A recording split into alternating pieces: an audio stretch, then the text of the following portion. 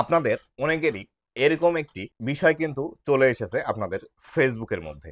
এইখানে যে বিষয়টি লেখা আছে সেটি হলো আপনি কন্টেন্ট মনিটাইজেশন চালু করতে পারবেন না বা ফেসবুক আপনার কন্টেন্ট মনিটাইজেশনটি রিজেক্ট করে দিয়েছে।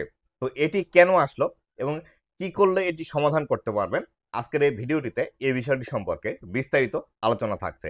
আর আমি আজকে একটু ঘুম থেকে লেট করে উঠেছি এবং ঘুম থেকে উঠে দেখি আমার ২টি পেজের মেসেঞ্জার এবং আমার হোয়াটসঅ্যাপে এরকম স্ক্রিনশটে একদম ভরে গিয়েছে এবং এই বিষয়ে আমার অলরেডি একটি ভিডিও ইউটিউবে পাবলিশ করা আছে। সেই ভিডিওটিতে আমি দেখছি গত ১ ঘন্টায় আমার এই ভিডিওটিতে ভিউজ এসেছে ১১,০০০ সরি ১১০০। তো এই পরিপ্রেক্ষিতে আমি এই বিষয়টি ধরে নিতে পারি যে আসলে এই বিষয়টি আজকে আপনাদের গণহারে এসেছে এবং এটি অনেকেরই এসেছে, যার কারণে আপনারা এই বিষয়টি নিয়ে টেনশন করছেন।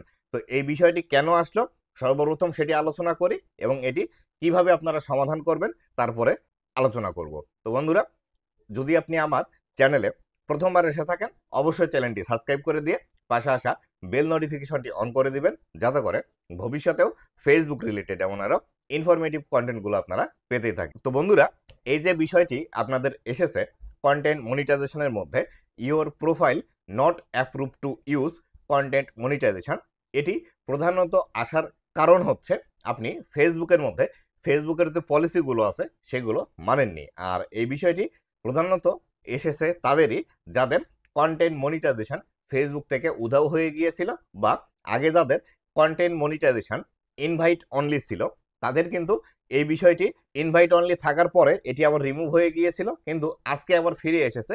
কিন্তু ফিরে আসার পরেও এখান থেকে এই বিষয়টি দেখাচ্ছে।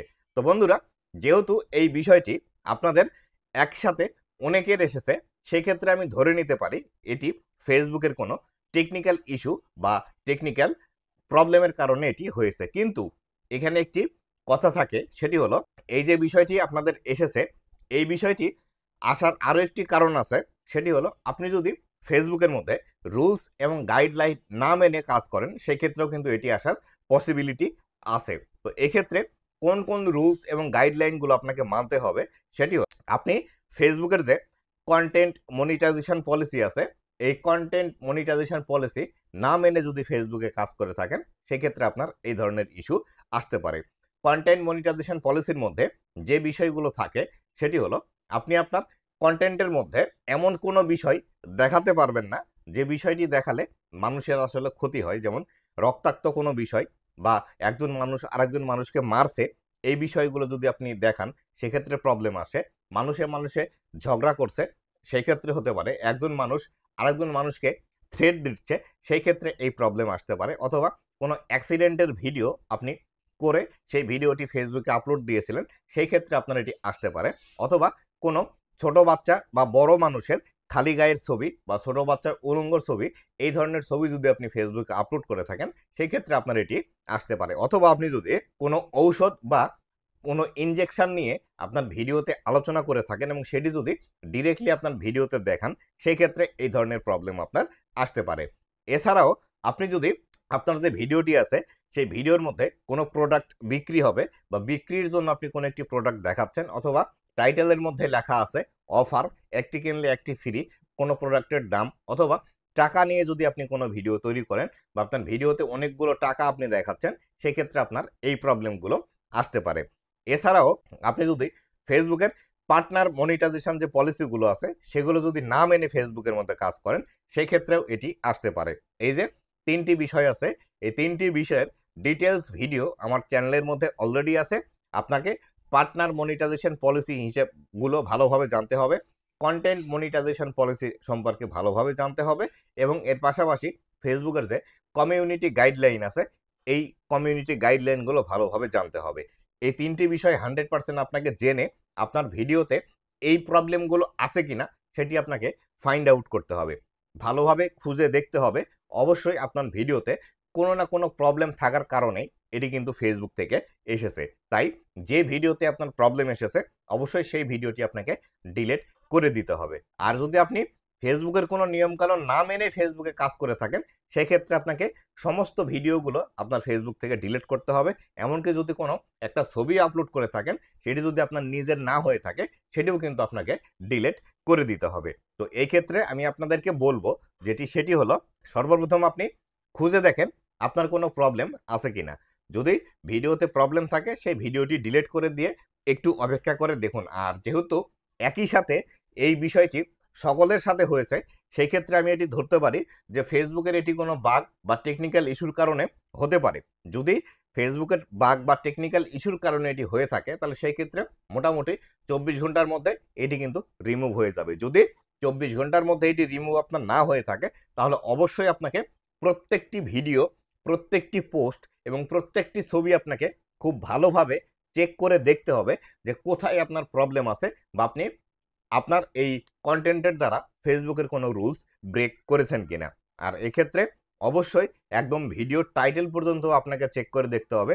ভিডিও টাইটেলের মধ্যে বিক্রি করা হবে অফার, একটি কিনলে একটি ফ্রি, অথবা টাকার অঙ্ক যদি লেখা থাকে, অথবা টাকা লেখা থাকে, অথবা কিছু নিষিদ্ধ শব্দ আছে যেমন ধর্ষণ, আত্মহত্যা, খুন, ডাকাতি, এই বিষয়গুলো যদি ডিরেক্ট লেখা থাকে, তাহলে সেই ক্ষেত্রে এই শব্দগুলো আপনার টাইটেল থেকে বাদ দিতে হবে। টাইটেল থেকে বাদ দিয়ে আবারও রেগুলার আপনাকে কাজ করতে হবে। এক্ষেত্রে আপনাকে অনেকেই বলতে পারে যে আপনি ফেসবুকের মধ্যে বেশি বেশি লাইভ করেন, লাইভ করলে আপনাদের এই প্রবলেমগুলো সমাধান হবে।